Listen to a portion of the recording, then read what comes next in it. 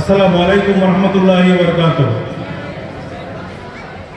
আমি আমার বক্তব্য শুরুতে সেই মহান রব্বুল আলামিনকে স্মরণ করি, যার মেহেরবানি না হলে আজকে এমন একটি সুন্দর দিনে, সুন্দর একটি প্রতিষ্ঠানে, সুন্দর মানুষদের সামনে দাঁড়িয়ে কথা বলতে পারতাম না। সেই সাথে স্মরণ করছি মানবতার মুক্তির দূত, যার আগমন না হলে আমরা তোমরা আইয়ামে জাহেলিয়ার যুগ থেকে, অন্ধকার যুগ থেকে আলোর এই যুগে বসে মা বাবার সাথে, ভাই বোনের সাথে, বন্ধুদের সাথে বসে পড়ালেখা করার সুযোগ পেতাম না। সেই মানবতার মুক্তির দূত প্রিয় নবী হযরত মুহাম্মদ মুস্তাফা সাল্লাল্লাহু আলাইহি ওয়াসাল্লামের গৌরব সালাম পেশ করে, শহীদদের আত্মার মাগফিরাত করে তোমাদেরকে অতি সংক্ষিপ্ত সময়ে যে একটি কথা বলার যদি তৌফিক আল্লাহ দেয়, সেই কামনা করে আমি শুরু করছি আমার বক্তব্য। কতটুকু ধারণ করতে পেরেছি, কতটুকু লালন করতে পেরেছি, এটাই হলো আজকের আমি।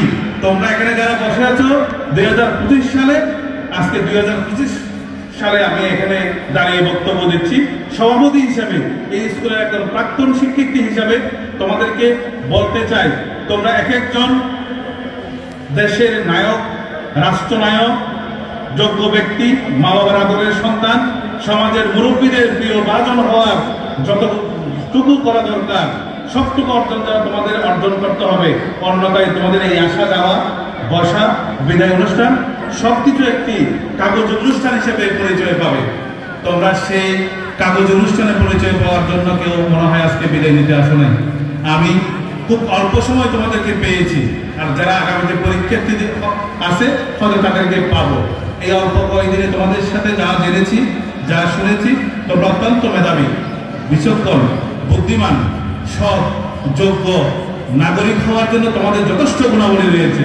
তোমরা যদি আগামী কয়েকটা দিন নিজেকে একটু সময় দাও, নিজের মা বাবার সম্মানের জন্য, শিক্ষকের সম্মানের জন্য, সর্বোপরি তোমার জীবন চলার জন্য যদি তোমরা সময় দাও, তাহলে তোমরা একদিন আমাদের মতো, আমাদের সেই বহু গুণে গুণান্বিত হয়ে তোমরা দেশ সমাজকে আলোকিত করবে বলে মনে করি।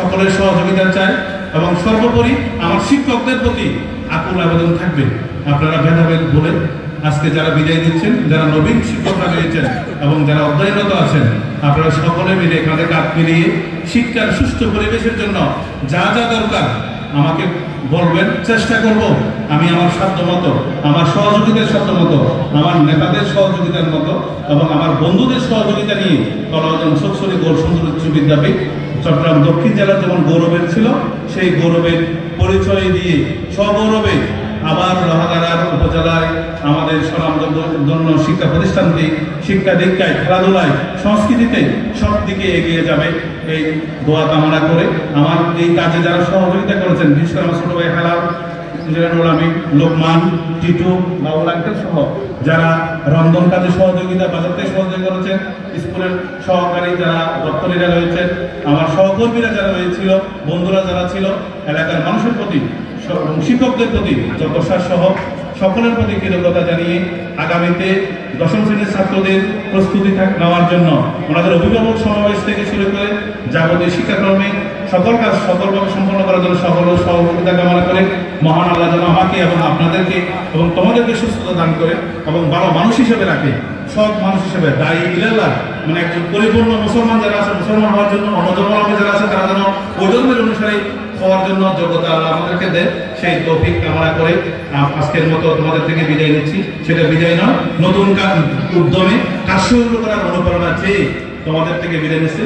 আমার তৌফিক ইল্লা বিল্লাহ। আসসালামু আলাইকুম। ইনশাআল্লাহ ভবিষ্যতে দেখা হবে, ভালো কিছু হবে, এই আশা কামনা করেই বিদায় নিচ্ছি। আসসালামু আলাইকুম। ব্যবস্থাপনা করতাম, তখন তো আর উপজেলা নির্বাহী কর্মকর্তা ছিল না, তখন ছিল থানা কর্মকর্তা। উনি এইসব ব্যবস্থা করতেন। গৌরী সুন্দর উচ্চ বিদ্যালয়ে প্রতি বছরে জোনাল খেলাতে ওনারা মোটামুটিভাবে ফাইনালে যেতে না পারলেও সেকেন্ড রাউন্ড পর্যন্ত যেতে পারে।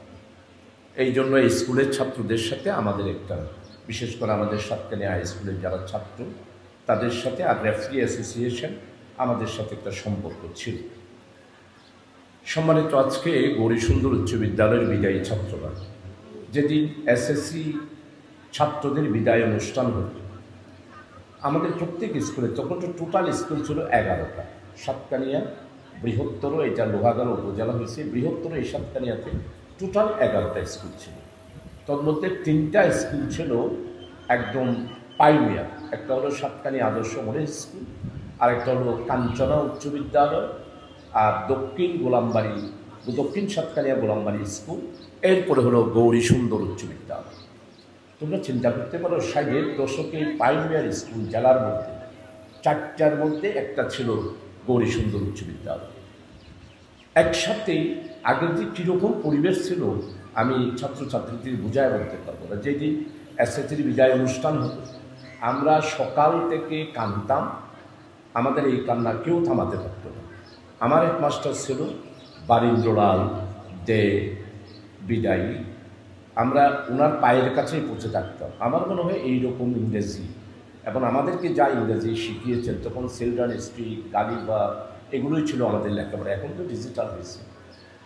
ওনার পায়ের কাছে পড়ে থাকতাম, এবং বিদায়ী ছাত্ররা আসর পর্যন্ত, আমাদের স্কুলে তো হোস্টেল থাকত, সেদিন অনেক পরে আমরা বিদায়ী অনুষ্ঠানে আমাদের খুব খারাপ লাগতো, কারণ যে 10টা বছর স্কুলে থাকতাম, এরপরে বিদায় হতো, অভিভাবকরা আসতো, অভিভাবকদের আমরা সালাম করতাম, এরপরে আমাদের ফর্ম ফিল আপ করতাম, একটা আনন্দঘন পরিবেশ।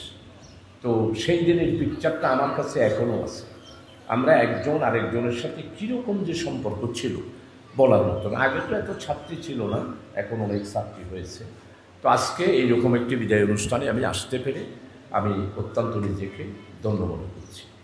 3 নম্বর যে কথাটা, আমাদের এই প্রিয় জন্মভূমি বাংলাদেশ একটি নতুন মানচিত্র, নতুন একটি দেশ হিসাবে করতে আমাদেরকে 1 সাগর রক্ত দিতে হয়েছে। 1 সাগর রক্তের বিনিময়ে আমরা একটি স্বাধীন সার্বভৌম দেশ পেয়েছি। এই জন্যেই আমাদের রাজনীতিবিদেরা বলেন রক্তে কিনা স্বাধীনতা। আমাদের এই স্বাধীনতা হলো রক্তে কিনা, অর্থাৎ রক্ত দিয়ে আমরা এটাকে কিনেছি।